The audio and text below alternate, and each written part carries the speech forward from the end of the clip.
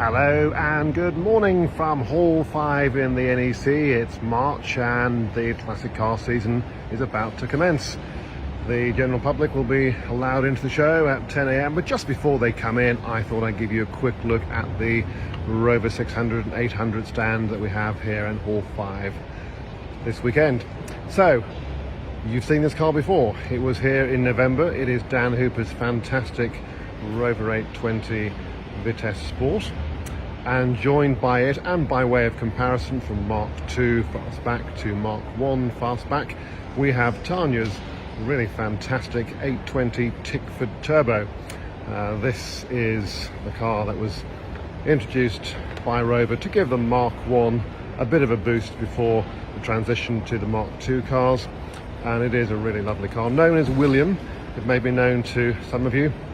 It is a, as you can see, fastback in Nightfire Red. Lovely car, and certainly, given that so few of these were made, we think fewer than 600, it's certainly a novelty item here on our stand. Next door to that, we have another fastback. This is a KV6 powered car. It's a 2.5 litre, and this car is owned by Hugh. And beside that, we have, because we are also the 600 club as well as the 800 club, this is the 620 SLI, owned by Derek. This one's been slightly modified, a few little bits and pieces added on in various places, but all the same, a lovely car. And all around us here, we have lots of BL, Austin Rover, heritage stuff. If I just show you quickly around our immediate environment here, we have this really rather wonderful mini metro on a W plate, and this one over here, not quite so well restored, but I'm sure it will be restored at some point. And also we have Montego, MG Montego Turbo, a couple of metros over there, and shall we go and see what Tanya has? She has a lovely Maestro van. You can see this car here, supplied by Lee. Always good to see that car. And a Montego Countryman Estate, which I think also needs a little restoration in a few places, particularly the bodywork. A Maestro, Austin Maestro, and also an MG 1600 carburettor Maestro.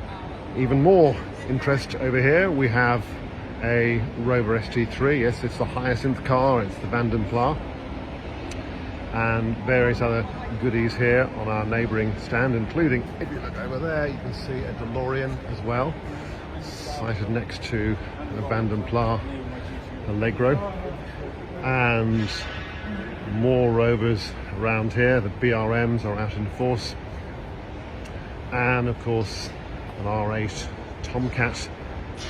What a beautiful car. I would say that's probably a 218, am I right? I think it is. Lovely car.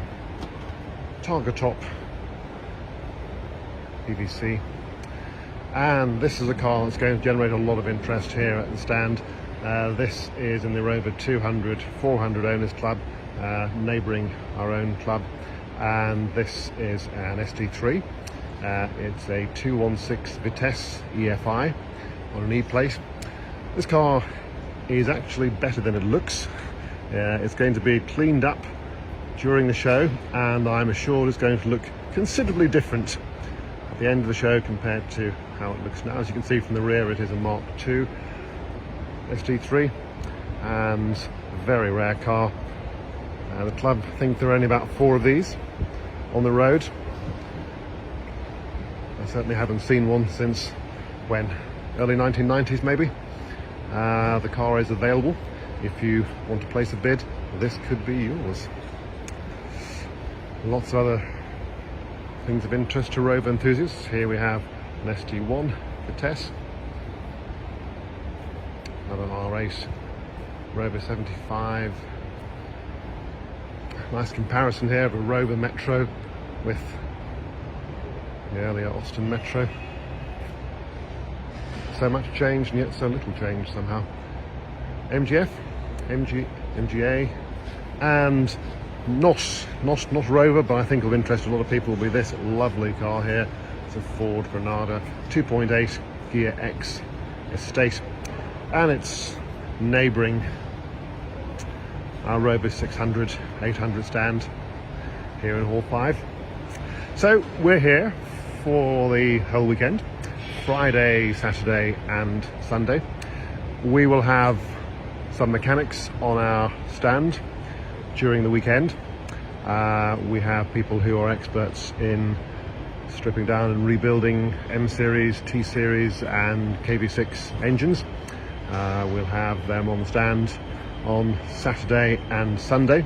So if that's something you're involved in, or you're looking for parts, or you want to know where to find otherwise unobtainable parts, then they are the people to talk to. And they'll be here on the stand all day on Saturday and Sunday.